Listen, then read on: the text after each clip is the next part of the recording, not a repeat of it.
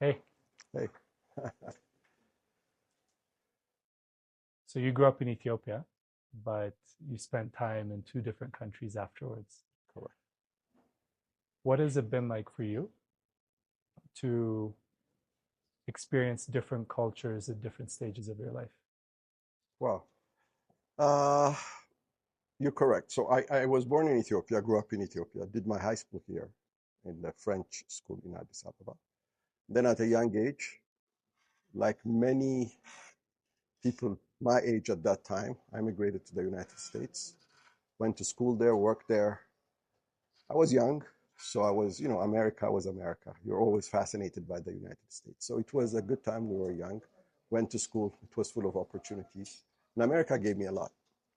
So it was very interested to go from the Ethiopian culture to the American culture because when you put things in context, when I went there in the 80s, there weren't a lot of Ethiopians. That was when the mass migration really started. So the Ethiopian community was very small.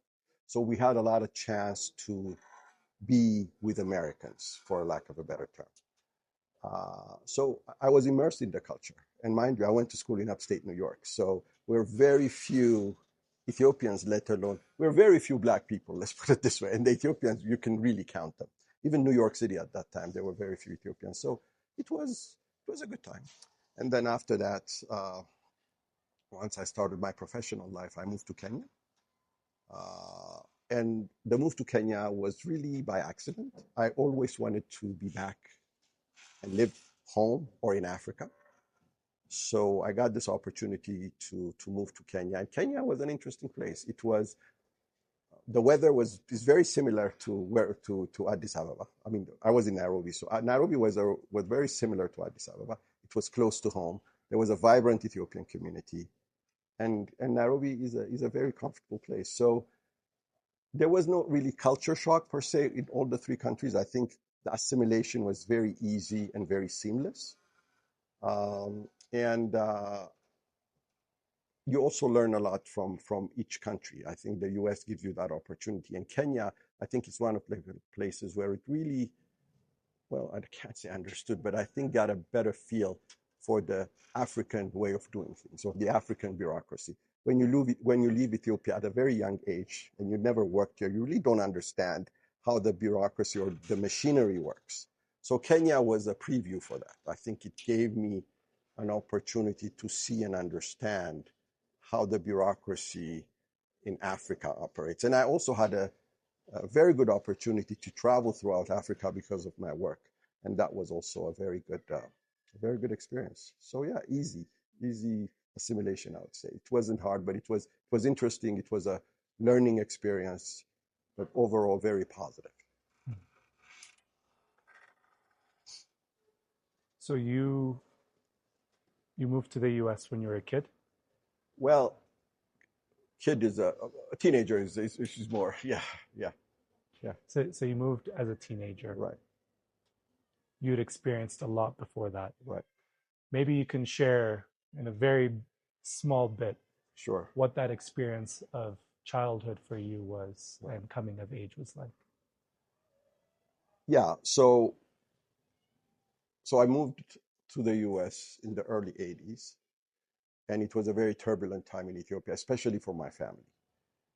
My father was an official during the emperor's administration, so he was executed. My mother was jailed, my sister was jailed, my brother was jailed. So when everybody was released from prison, we said, okay, what's next, right? So we had to get out. So it was this from the time of the revolution to the time we left. I think it's fair to say that we lived in fear because it was when your reality completely changes overnight. As a kid, it's a very traumatic experience. One day, you're a happy kid, you're going to school, mom was there, dad was there, and the next day, everything changes kind of. And one thing that you learn from that experience is you realized early on that things could change overnight. So you're on your own in this world. I mean, the things that you used to rely on could essentially disappear overnight. And I think at a young age, I think I understood that. Not in a way I explained it to you, but I kind of understood that you could be targeted. Like when we used to hang out with friends when I was young in Ethiopia and at that turbulent time, for instance, if we were arrested or stopped, I know I would be treated differently than the others because of who I was. So I understood that. So it taught me to be street smart, careful, and at the same time, you learn the survival skills, right? So I think it helped me. It helped me cope because I went through Djibouti. I walked for 15 days with my family to cross the border into Djibouti. So even the survival in Djibouti, I think that experience in Ethiopia helped me. So it helped me survive Djibouti. And after Djibouti, when I went to the United States, I also had that in mind. Like, it's a new opportunity, but no, I don't have to look, uh, behind me to see who's after me. But I know for a fact that I have to make something of myself because I don't have anything to rely on. So in a way, it gives you that independence. It's one of those things. I don't know if it's the correct term or not. People sometimes say, whatever happens in life changes you, right? It either breaks you or to make you stronger. I don't know. I know it affected me a certain way, but in a certain way also it made me stronger and basically self-reliant to an extent that I knew I was alone and I knew I had to do whatever needs to be done to get whatever I need to get. I think for most viewers, Uh-huh. I don't think they've walked more than 10,000 steps in any given day. So it's kind of hard for them to understand what it means to walk for 15 days. Right. Maybe there's ways that you've explained it to your daughter or to others of maybe a moment within those 15 days that kind of exemplifies everything else. Yeah. So it's funny you asked that question. When we were planning to escape, my mom was there, my brother, my sister, and myself. When we were talking about it before the journey, at that time there was no internet, so you kind of how long does it take to walk from Derg to Djibouti? And people would give you like different answers. You never really realize how difficult it is until you actually do it. It took us 15 days, and mind you, you walk at night and then you sleep during the day because during the day it's extremely hot. And at night, it's extremely cold if you understand the weather in the desert. So it's better to walk at night. There's not enough to eat. You all have a very small ration. But one thing we did not anticipate was the danger on the journey. I think we were robbed 3 times, if my memory serves me right. The first batch took everything that we have. And then the second time, they took whatever's left. The third time, we just said, okay, go ahead and search. I don't have anything else. But it was difficult, but at the same time, hopeful, because we knew we were going to get to Djibouti. So that hope, I think, keeps you moving. You don't, just because you're robbed, it doesn't mean you can get back. You really have to move forward. You get robbed the second time, you move forward. There's no way you're going to get back. So that gives you the energy to move forward. And by the grace of God, none of us got sick, got hurt, even blisters. None of us had blisters. We could walk for 12, 13 hours every day. We don't even have blisters on our feet. It's a miracle. So that's all I can say. I think when you have to do something and you're put in that position, humans have a very, very, very strange way of coping with reality. If you got to do it, you got to do it. Outside of the hope of that destination, Uh-huh. did you encounter anyone that gave you hope or that gave you goodwill, or were you really on your own the whole time? You mean when I lived in Ethiopia or on the road? On the road. Oh, absolutely. The guy who was guide. So my uncle, who passed away now, he was a photographer in Addis Ababa. His name is Haile. He was like a second father to us. He really supported us throughout. So when we were leaving, he's the one who financed it and connected us with the guide. So the guide was Gash Johannes's friend. So that guy was really, really looked after. He was an Ethiopian with Somali origin. He spoke Amharic and Somali. So he really helped us throughout the way. So I don't think we could have done it without him. I think he really looked out for us. He was the one who kind of, I don't know if interpretation is the right term, but he was the one who was the go-between the robbers and us, the victims. So because of he's Somali, he's one of them. He could negotiate with them and he could like appease them and stuff like that. So he really gave us hope. And that person came through my uncle. And my uncle that passed away about 7 years ago or 8 years ago is the one that introduced us to Every time you've spoken about your mom to me, him. she just sounds like the strongest human in the world. Yeah. Um, I also assume that she's a very resilient person. She,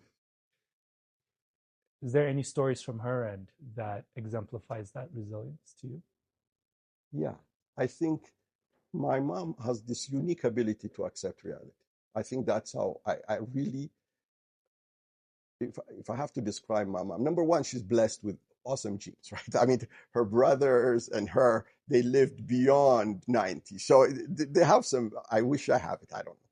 But that's a given. But most importantly, she's very tough, she's very determined, and she's very resilient. Uh, they killed her husband at a very young age. They put her in jail. They put her kids in jail. And I don't know, as a mother, she must, I mean, I was a kid, so, but as a mother, I can imagine what she went through at that time. So when she decided, when we all decided actually to escape, she was behind it 100%. And she fully understood the risk, right? I mean, God forbid, I mean, she could have been killed, or her kids could have been killed, or one of her kids could have. The possibilities were endless. So she was resilient and she was tough. But most important, when she went to the United States, she went back to school. She went back to school, graduated, got a job, bought an apartment, and worked. So she was always self-sufficient. So when she retired, she came back here and restarted her retirement life. So she's very resilient in that respect. And I think, and I hope some of it rubbed on us. I mean, if not all of it, at least some percentage. I'm sure it surely rubbed off on you because you also did well in the US and you had to start from scratch. I know a lot of your stories. I'll leave it to you to select the ones you tell, but it also wasn't perfect in the US, right? What were those moments that really made you doubt whether you were in the right place when you were in the US? Huh, that's a tough one. Uh,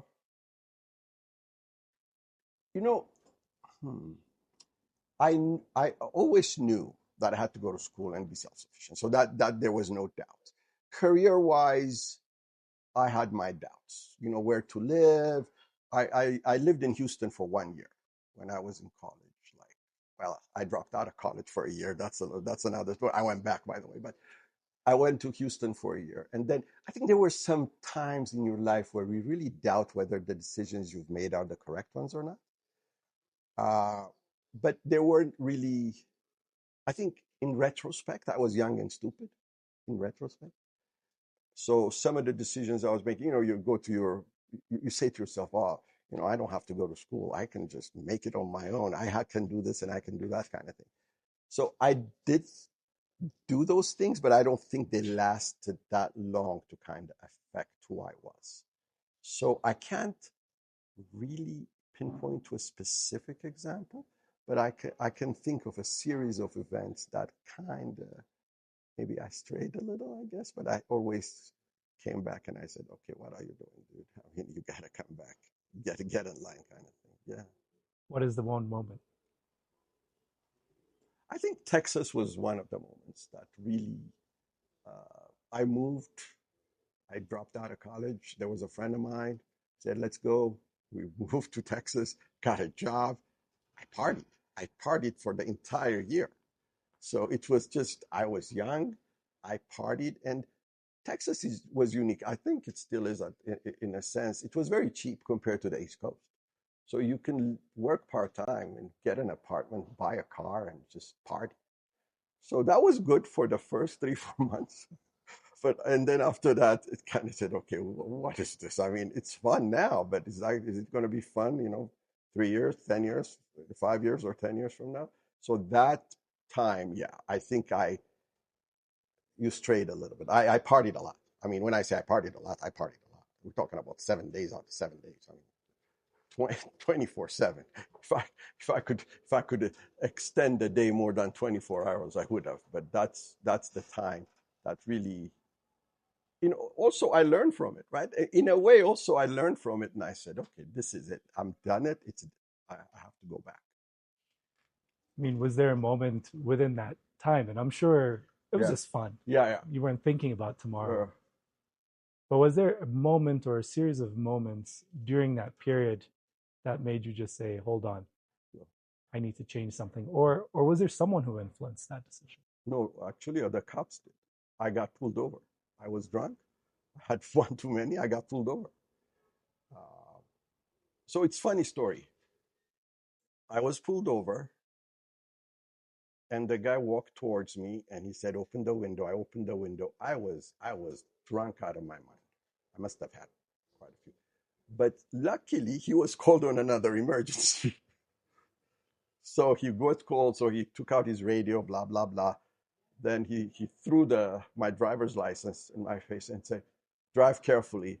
Went into his car, put on the siren, and took off. To be honest with you, I remember that the next day. That night, the situation was a bit blurry, but the next day I remembered it. So maybe that, in a way, scared me. At that time, we laughed. I said, "Oh, you're so lucky," with my friends. I said, "Oh, I'm so lucky."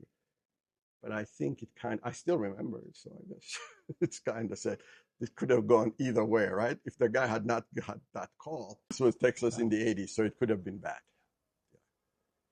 And you're a parent now. Yeah. You have a daughter who's more or less around the same age group right now. Um, in hindsight, when you were going through that, did you ever have you ever thought about what your mom was thinking about you at that moment and how that may relate to what you think about your child and how you try to link those things together to just give her good guidance. Yeah. Just curious of like how you deal with what you know Right. about that age Right. and how you want to guide your children as a parent now. Yeah, it's interesting you said that. So my daughter grew up in Kenya. She was born in the States. So we moved to Kenya when she was 6. So from first grade to all the way to 12th grade, she did it in Kenya. So in a way, we were lucky because she had the opportunity to grow up in Africa, which I think is important for a little black girl. But one thing I always told my daughter, she knows about my dad, my story, the story, the background, and whatever we went through, she understands, she knows it. But one thing I kept emphasizing towards the fact that you have choices in life. I always told her from the get-go, from a very young age, I always told her about choices in life. I always tell her, and basic examples. I mean, I would used to give her like, you have a choice to walk in the middle of the street, but you get run over by a car, right? But you have the choice to walk on the sidewalk and get home safely. It's a choice. It's a choice. And I always tell her the choices in life, like whatever you do now, you have a choice. You wake up in the morning and God gave you free will, so you have a choice. And I keep telling her, I'm talking about you now. Let's not get philosophical and say, oh, not everybody has choices. People have, but I always tell, no, I'm not talking about the other people. I'm talking about you. You have a choice to do that. So I think, I hope that kind of resonated with her. And I think that's the only thing I could give her. I cannot tell, you instill the right things. Do this, do that, do this, do that. That's a given. But at the end of the day, you hope they do the right thing. But for me, one of the things of telling her was the choice. I always emphasized on the choice. The choices in schools, choices in life, choices in everything. From the moment you wake up to the moment you go to sleep at night, you make choices and make sure you make the right choices. And I think she got it. I hope she got it. But I think she got it. She's doing extremely well. Both her mom and I are very proud of her. She's an extraordinary young lady. Yeah. I know you're a very proud father. Um, she went to a great school. Yes. Nevertheless, she was leaving your house. She was Yes. leaving your watch. Yes. How scary was that? It was scary. It was, you as a dad, you're never. She's always going to be your little girl. So is she ready for the world out there? That always was in the back of your mind. So it was scary. It was scary. Both her mom and I tried to instill, whatever, make the right choices, blah blah blah. But it was scary because always, do this, do that. Sometimes to the point where you irritate them. I guess you keep repeating the same thing because you always say, even though she was 18 when she left the house, she's still a baby, and this is a little girl that didn't have a lot of. Well, she had exposure in a sense, but not. It was always a secure environment, right? But now she's alone, so that was a scary part. But through time, you see her. The first vacation, she comes home. Oh, she's okay. So you see her over the summer. Oh, she's okay. And then you see them grow and blossom and mature, and then you're going to have serious conversations and discussions, and then you get to the point where you actually learn from them, and that's the fun part, right? Because really, is that how it is? Is that how it is? Because now she's the one teaching me about stuff, so it's a lot of fun. What's one thing she's taught you? So, my daughter is she's very strong in her opinions, and we debate and argue about politics a lot. And there's some things that I have strong opinions on, and she also has strong opinions on. And sometimes, for instance, and I'll be very honest, like I told her, I haven't voted. I haven't voted. She said, why not? And I said, I haven't voted. So she convinced me, and it was something obvious, right? Everybody knows that you have to vote. But the way she said it was very succinct and very pointed, I guess. And maybe it's because it came from her that I took it a little bit more seriously than everybody else who talked to me about it. And I don't even talk about my philosophy or my politics with others, but with her we have actual discussions and debates. We argue, and some things, she teaches me some things, and other things I say, what, I don't agree with you, but I respect it. And other times she says, oh, you're right, you're right. So switching gears a bit. Oh, When I met you, yes, you were associated to work with the U.S. government, right. and like you mentioned, Kenya gave you a very smooth landing. Mm. At the same time, your job also facilitated that smooth landing, Mm-hmm. right? And that was all kind of swept under the rug, Yeah. beginning of this year. And needless to say, you probably took a very bold decision that brought you back to your country. Not so smooth of a landing to be an entrepreneur, which is definitely not a smooth landing. And yet, every day that I see you, you're happier and more energetic than I've ever seen you before. And I don't think it's a front because we're friends. Maybe you can speak as long or short as you want around that journey and give the very unfiltered version of what it takes to do something that you have more passion around, Mm-hmm. but the risks are that much higher as well. Yeah. So yeah, Kenya was good. Obviously, I was working I was in a completely different field than what I'm doing now. But I think I got this from my childhood or from my family. I also accept reality. I mean, if it's gone, it's gone. Kenya was good, but Kenya is over.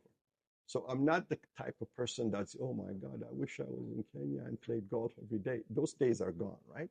So when I came here and opened the next chapter, And I was talking to family and friends and everybody else. He said, "Are you sure you want to move to Ethiopia? Are you ready for Ethiopia?" And I said, "I am the one who has to change. The country is not going to change. The country has been in existence forever." And you hear the same thing over and over. I am the one who has to change. So I hope I have changed to accept whatever Ethiopia has to give me. There is the good, the bad, and the ugly. And there is the frustration. You deal with the bureaucracy. It's not fun. But is it shocking to me? No. I knew about it. But knowing something in theory and actually living it is different. But you adapt, you change, you laugh, and you move on. So that's I think it's the childhood, my experience. I have this unique ability to kind of accept reality and move on. When my position was eliminated, my boss, who happened to be the VP, came to Kenya, and I knew I was going to. I see the numbers, right? I mean, our funding was really reduced by 60%, something like that.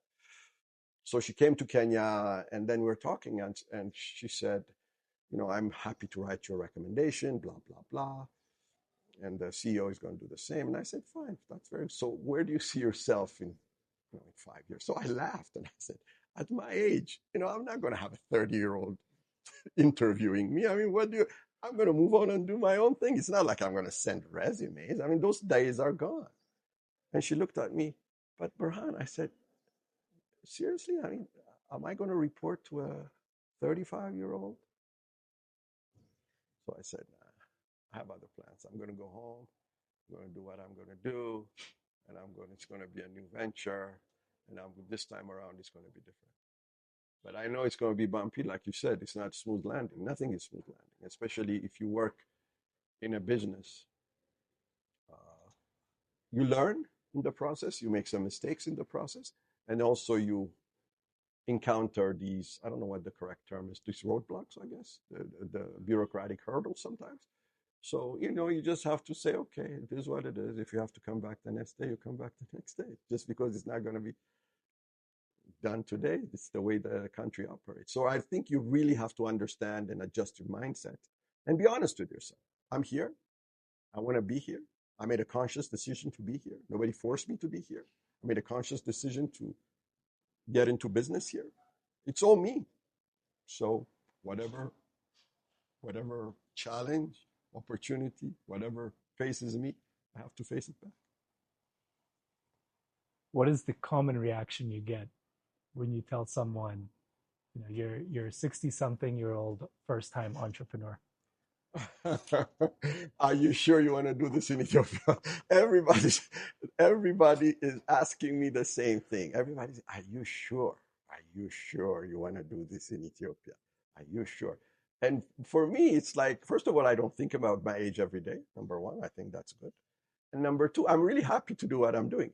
And I think what if I was not doing this, what would I be doing? I mean, I would wake up in the morning and maybe, go a few places, meet a few friends, have a macchiato in the morning. It gets old pretty quickly, right? So even if I was in the States or Kenya or Ethiopia, for me, this is Berhane speaking now, having somewhere to go is very important. So yeah, I mean, people have different reactions, but it is what it is. You listen to them and you nod and you say, okay, that's good. So where's that place you're going every day? Uh-huh. How did it start? And what is one thing about that journey that most people probably would have never guessed What you've journey? gone through? That journey of starting Sombrero. So Sombrero has been in existence while I was in Kenya, right? So Sombrero has started by my childhood friend Abi and his sister and me. We were the three partners. I was I was the one in Kenya. They were the ones running the day-to-day. So the business was in existence. But when I came here, I think we really discussed it and we wanted to expand and branch out. So the business was here, and it was a blessing for me because I had something to fall back on. And I really give credit to Abi. He's the visionary behind it. He's an artist. He's a photographer, and also now a fascinating chef. He's the one who came up with the menu, and he's the one who designed the whole thing. So it's something that was in existence, but I also saw a huge potential when I came here. Even when I used to come here, I used to see the huge potential. But then with me here now full time and the three of us putting our heads together, I think the sky's the limit. I really believe that we can grow this thing beyond our wildest imagination. This is what we're starting to do. We're investing a lot of money. We're talking to others and to make sure that we want to grow the business and hopefully in a year from now or less or more, we're gonna get it where we want it to be. Yeah. I mean, it's one thing to run kind of a U.S. government funded Yeah. kind of multi-country Right. program, and then you're running basically like a taco shop Yeah. in Yeah. the middle of madness, Yeah. which I could see the beauty, the charm, Yeah. all of it. How big of a shock is that to your system? I mean, you've been Yeah. you've been in a very different work environment Right. for decades, Right. and this is something typically like a guy in his 20s or Right. Right. so someone who Right. kind of grew up in that culture kind Yeah. of goes into. I mean, again, I see you're so happy, Yeah. but what is it like? Yeah. There must be that shock, or am I just wrong? I don't think it's a shock per se. I knew. So the good thing is, when I was in Kenya, I used to come here a few times a year. So we talked to Abiy on a regular basis. So I knew the business. I knew the challenges. I knew, but this time around, I think when I made a conscious decision to move back and invest 100% of my time in this business, I knew the challenges and the risk, right? But to be honest with you, I see the huge potential. That's for me, that's the driver. The big smile, it's the huge potential. And the frustration, the day-to-day frustration and stuff like that, I know it will go. I know it will pass. Whatever you plan, you say you're going to do this, and then you're going to get the permit next week, and then you're going to build this, and then you're going to build another factory to do the chips. Everything is delayed, right? Everything is delayed because of one way or the other. But I know at the end of the day, it will be built. So I think that's the smile. So I don't really think about that a lot. Sometimes, I'm a human being. I get frustrated. I get mad. I curse a lot. But at the end of the day, an hour later, I'm fine. I'm fine. That's a superpower. Uh, not many people have the ability to do that, but it is something that if you read any book or any lesson on how to be the best entrepreneur in the world, they tell you there's no such thing as failure. Yeah. There's just moments of pivots in journey in life or work, right? And you're exhibiting that naturally. Is there something that you tell yourself, or that a perspective that you give yourself when you are confronted with challenges or setbacks? I don't know. I don't think I just want to overcome that challenge, right? So for me, I'm result oriented. So I say, okay, I have this challenge. So how do I overcome this challenge? What are my options? I always think, even in my previous career, that's how I thought about things. In Ethiopia, the challenges are multi-layered sometimes, but when I face them, as frustrating as they are, I always try to look for a solution. Okay, so we're here, it is what it is. So how can we go from point A to point B? And I don't think I think about it a lot, or it's like, no, it's just how I operate. So, and I knew, and the good thing is, it's not a complete shock to me. Like the fact that I lived in Kenya, and the fact that I hear about the challenges, and the fact that I met a lot of people in Kenya, Ethiopians in Kenya, who used to travel, most of them business people. And, we used to talk and we used to discuss. And you hear about these things, the challenge. Nobody would tell you, oh, it was a walk in the park. Everybody said, oh, my God, this happened and that happened and this happened. So I knew it. So when I decided to come here, I knew what I was getting into. Maybe the extent could be bigger or smaller, but I knew the challenges were there. It's like, it is what it is. Ethiopia is going to be Ethiopia. The bureaucracy is going to be the bureaucracy. It's not bad. It's not good. It is just what it is. And you just have to accept it. you said something very powerful earlier. You said, the country isn't going to change for me, but I can always change for that country, right? And as a fellow entrepreneur, I think one of the things I've always heard is those who've made it here in Ethiopia or in any other country are not sentimental about the country when it comes to business. Uh, and those who haven't made it usually are very sentimental about the country over the business. That's been my experience. Uh, I find you weird because you do have a lot of sentiment for the country, Right. and yet you are semi unsentimental about how you drive that business with it. So I'm just curious, how has it been for you as someone, as you explained to us, left in a very traumatic way from Ethiopia, lived several decades away from Ethiopia, started to get within the periphery of understanding Ethiopia through people, dabbled a bit in Ethiopia through your friends, and now you're fully in it. And you're still able to operate in a way where you're not defeated about the common things that people feel defeated by. Can you just walk us through that experience a bit? Okay. You have to understand that I've only been here a few months, right? So in so my Ethiopia business experience, without counting the remote engagement, the in-person engagement have been a few months. So, but I have not changed, like Berhane has not changed.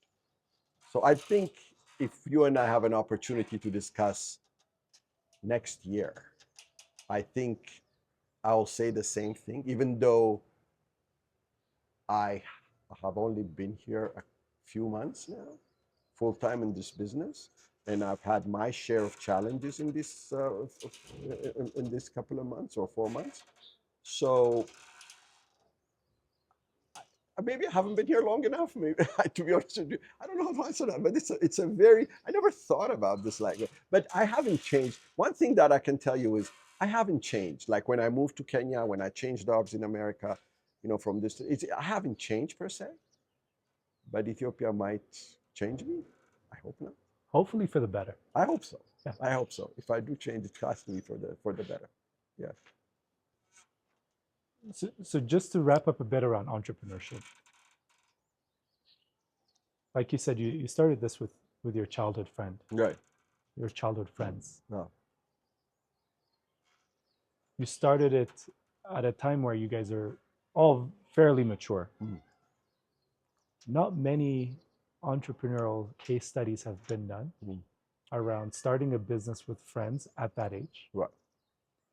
Compared to what you've heard around 20-something-year-old friends or families starting a business together.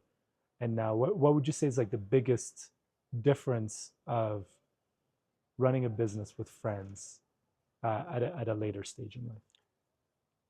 It's funny you said it because for me, I don't like I look at myself when I was 20 and I don't think I could run a business at 20. I was too disorganized. I was not focused. I just wanted to do other things, I guess. So for me, it was the right time per se. Maybe a few years earlier, but Avi started this way back, and he was very focused. He understood the market. He knew exactly what we wanted to do. So when he said, "I want to do this," I was on board. I didn't know anything about tortilla chips. I didn't know anything about corn. I didn't know anything about Mexican food, and he knew how to make it. He knew how to make the best tortilla chips in Ethiopia and anywhere for that matter. He knew there was a big market for the teff and other gluten-free grains. So I believed him. I believed him. I know him. He's a straight shooter, and he's also very creative. His mind is very creative. So for me, it was an easy sell. He didn't have to tell me. He said, "Hey, do you want a partner?" I said, "Okay, let's do it." But I can't be here full time. He said, "Don't worry about it." So that's how we started. But he was ready. So his passion, dedication, and through him, I learned about the chips and the others. But then, then I brought in my own skills and experience to the business. But I think for me, it was the right age because I don't think I could have done it when I was in my 20s. I don't think he could have done it when he was in his 20s either. We were totally different. I mean, I was not mature, to be honest with you. I know maybe there's some people who are very focused and mature at 20 and they want to do exactly. I was not that person. Maybe I needed a few decades to mature and grow up. That's me. Has ego ever gone in the way? No, And how do you deal with it if it did? no, I don't think so. No. Like, what's the, I won't call it worse, but like, has there been a disagreement on like a direction, Oh, yeah. or just can you walk us through, because a lot of young entrepreneurs watch this. Right. What does a day-to-day kind of banter or disagreement between you and your friends Right. look Right. like? Right. So I think on the overall direction of the organization, we're very in sync. We know what we want to do. We know how to do it. I think on the direction, sometimes we agree. One would be we want to expand aggressively, and somebody says, hold on, we're not ready yet. Let's do this first before we do it. On the overall direction, we're okay. We argue, we shout at each other, but at the end of the day, we kind of resolve it. I think expansion and how quick should we expand is the key in our mostly disagreements, right? Some people are naturally a bit reserved and shy, and some people are very aggressive and want to do everything now, even though deep. I mean, when somebody says, "But we're not ready to do that yet," give us a few months to do it. No, we have to do it now. That's the basic thing, but that's okay. That is okay. I think at the end of the day, you just have to convince the other person why we should do it, and the other has to convince the other why we should not do it, and then have a very honest discussion about it and then proceed. But the overall direction, the overall vision of the organization, the overall business plan, we're okay with it. I mean, for instance, one of the things that I really appreciate about our work that we do here is strictly Mexican food, for instance. We do chips, we do salsa, we do guacamole. The Mexican restaurant, we serve Mexican food. So on that regard, there is no compromise. So somebody would say, oh man, if you add pasta or pizza, you'd make a lot of money. Or if you add kitfo, you'd make no. So on that regard, we're all the same. We said no. This is authentic Mexican food. Our menu is one page, for instance, and it's by design. We just want to do a few things very well. So I think on the overall direction, I think we're on the same page. So that really helped.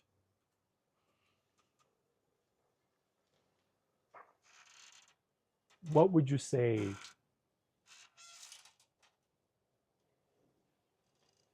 Berhane as a grandfather might be like, or Berhane, at an even more advanced stage in life? Because one thing I'm picking up is, since you were super young, there's just core aspects of your character and personality that have just been consistent. Mm. Just different setting, different age, Mm-hmm. different circumstances. And I assume that will continue. Yeah. But is there something that, after Sombrero, that you could probably see yourself doing more of? Playing golf. To be honest with you, I never thought about my goal is, and our goal is with my partners, is to grow this business, to take it to the next level and see that to fruition. I think that's the main focus right now. At this age, you don't want to plan 20 years, 30 years. You want to do what you need to do now. You want to take it to the next level. And then I don't know. To be honest with you, at that point, maybe I'll if there's a decent golf course, I'll go to Kenya and meet with my friends in Kenya, play golf or something like that. I haven't really thought about that a lot, but that's what right now the main focus is to take this business to the next level. Being an employee, whether it's in Ethiopia or in the US, there's this concept of a pension or this concept of retirement. Everyone is working towards that goal. And somehow afterwards, just like you said, it's all about enjoying life and spending that retirement money, right? You definitely did not do that. And even now when you're talking about what, you know, quote unquote post retirement would look like. Mhm. You're not fussed about it. You actually just care about how you enjoy today. Yeah. Uh, Is there something that you think will change in the world soon Mhm. when it comes to how people think about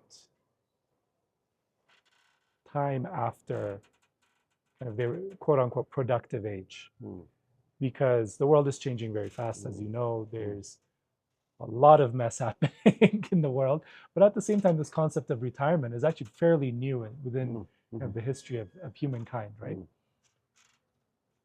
Is there something that you can probably reflect on when it comes to how young people should be thinking Mhm. today about a few decades down the road? So the world is changing fast. Technologically, I mean, when you look at AI, for instance, look at AI today, and you don't even have to go that far behind, like 3, 4, 5 years ago. Whatever you can do today on your phone, you couldn't even think about it. So the speed of the technological advancement is very fast. I think one thing that young people should do is, first of all, find your passion. Be passionate. Whatever you want to do, be passionate. And try to be the best. I don't care if you're going to be a plumber. I don't care if you want to be a mason. I don't care if you want to be a surgeon or an engineer. Be the best of what you want to do. Like it, enjoy it, and embrace the change. Don't fight it. Do not fight it. That's the only thing I'd say. Because if you look at the evolution of the history, you look at the Industrial Revolution, you know, and then you look at this, what do you call it, this internet revolution in the mid 90s when the internet came, the, the, the speed is becoming, I mean, the speed is, it's, the change is exponential. It's very fast, and the speed is very fast. So it goes like this, right? So you can't fight that. So for me, is be honest with yourself, find your passion, and be the best at what you do. Because seriously, I don't even know what this technology is going to bring 5 years from now, 10 years from now. It's like, for me, it's like telling somebody before the invention of a plane, if you go to Europe or Africa or anybody or anywhere else and you get this guy, hey, in a few years, they're going to invent this huge machine that's going to carry 300 people in a pressurized cabin, and it's going to cross the ocean in 6 hours, and you'll be in America. And the guy will say, what are you talking about, right? So it's the same. For me, I look at ourselves in the same situation. I don't know what the technology is going to bring. So the find your passion, be honest, do the right thing, be truthful, and then just accept the change. Because I don't even know what to tell folks to study in college anymore, right? I don't even know the majors. Or whether they should go to college? Whether that's another question. Exactly. Uh, no, it's really important, and I think there's a lot of young Ethiopians, especially young Ethiopians, that love to hear this, Mm. but their response is, well, I feel like I'm living a very different reality than you because I don't have any income. Mm. I can't find any job. Mm. The type of jobs that I could potentially get will most probably stunt my passion Mm. more than, you know, give me a pathway or a lifeline to it. I mean, it's a, and this isn't unique to Ethiopia, as Mm. you know. It's Mm. almost all over the world these Mm. days. Mm. If you were in their shoes, Mm. knowing what you know now, Mm. what is one thing you might tell them? If you look at every generation, I think there is this uncertainty. Every generation, whether it's our fathers, grandfathers, great grandfathers, there was that uncertainty. There were farmers a long time ago, and then the technology came, and the cities were created, and people moved to the cities, and they didn't know what to do. They knew how to farm. Now they have to go to school and find it. So there is that uncertainty in every gen. The only difference now, I think it's faster, and I don't minimize the fear, the anxiety, the uncertainty. I don't minimize it at all. It's there. But the only thing I can do it is you can't fight it. Accept it, find your passion, and move on. Is it easy? Hell no, it's not easy. It's never easy. It's not going to be easy. I don't think there was an easy time since the beginning of time. It was always challenging for every generation, one way or the other. So you can't compare my generation to the people that are teenagers now, or that are growing up now, going to school now. They're going to grow up in a completely different reality, completely different world. So that's a given. Find it. Whatever you have to do, find it. Don't give up. But most importantly, do the right thing. Be honest with yourself. Find your passion and do it. If I had a magic answer for that, I would give it to you, but that's the only thing I could say. And sometimes people just want honesty. So Yeah, thanks for yeah, that. yeah. Just gonna ask two more questions, okay, two more topics. Sure. And then if there's anything else that you want to add, you can. Sure. So as you know, the first person I interviewed was my dad. Yes. And just last week, I released snippets of our conversation together, and by far, the snippet that got over 20,000 views was when you spoke about your dad. Wow. Okay. That's tough. And you know, it's always convenient to say that someone is great just because one person has talked about it, but it's extremely validating when others want to hear more about your father as well. And I know it might be a tough subject, so I leave it to you on how you want to respond to this. But one thing that I took away from the comments is that your father, despite his place of authority, his place of stature, had an exemplary character, and he modeled it, and by just being human. What do you hear about your dad, and what do you remember about your dad, and what do you feel you've taken away from that? So hard work, definitely. Honesty, integrity, definitely. This is something that was instilled from the get-go. Like you said, my dad passed away when I was young, but my dad was the type of person who would walk at night. You know, he didn't want the hoopla of the stuff that the position brings. So he was a very simple man in that regard.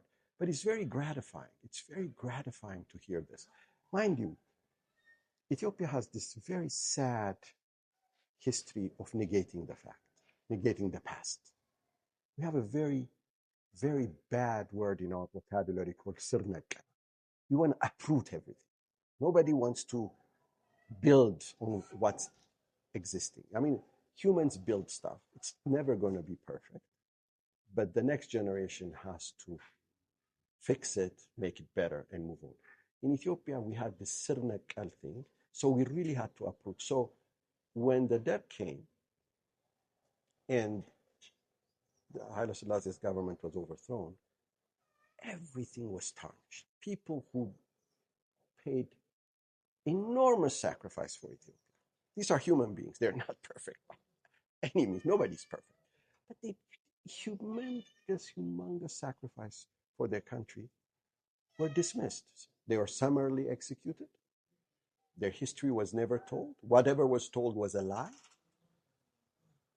And the lie was repeated and repeated and repeated. But now, I'm very happy to hear the fact is finally coming out. And I really appreciate your dad's, and I really appreciate your... we'll cut it out, don't worry. And I really appreciate your dad's mention of my dad, because we're in the process of writing a biography of my father right now. Your dad is one of those people we're interviewing, among others.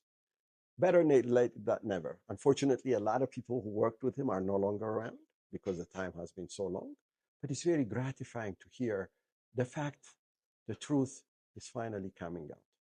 Because Ethiopia was built through the collaboration of a lot of decent people, many, many decent people. But we have to stop. And this is, if the next generation has to take anything from this interview, I want to say, learn from the past.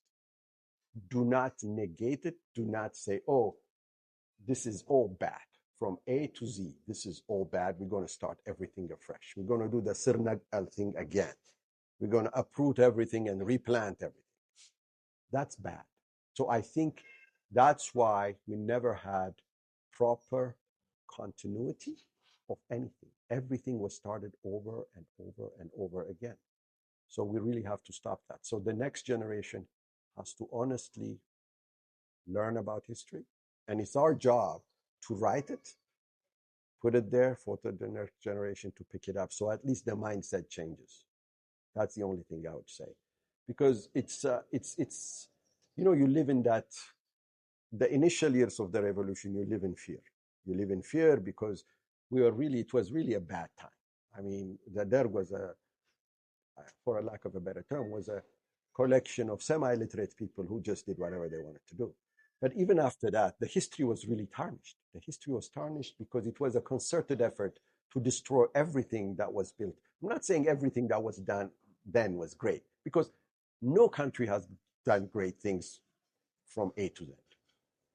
But at least the history was tarnished in Ethiopia. And I think the young people should really, really learn about the past so they can chart a better future for Ethiopia. But it's gratifying to hear this. The truth is finally coming out.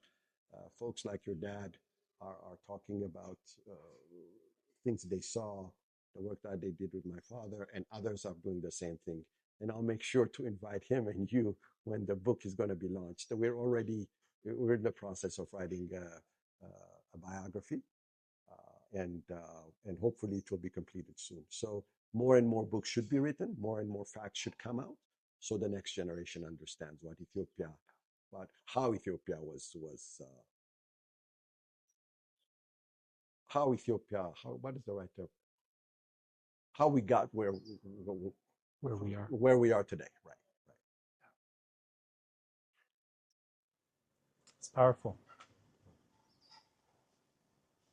So, would you ever want your daughter to one day come and live in Ethiopia and thrive in Ethiopia, or how do you see this continuity of of you as Berhane happening within this country? To answer your first question, I'd love for my daughter to move to Ethiopia, but most importantly, I'd love for her to be happy.